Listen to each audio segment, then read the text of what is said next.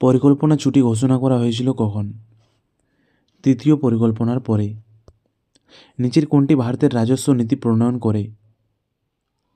অর্থ মন্ত্রণালয়। ভারতে কোন রাজ্যের মাথাপিছু আয় সবচেয়ে বেশি? গোয়া। গেম চেঞ্জার গ্রন্থটির লেখক কে? সৈয়দ আফ্রিদি। নন্টে ফন্টে চরিত্রটির স্রষ্টা কে? নারায়ণ দেবনাথ।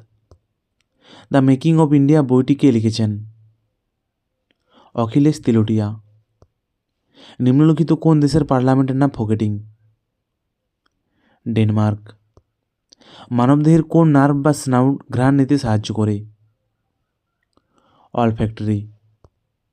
1974 সালে রেল ধর্মঘটের নেতৃত্ব দেন কে? George Fernandes. 1962 সালে ভারত চীন যুদ্ধের সময় পদত্যাগকারী মন্ত্রীর নাম কি? V K Krishna Menon.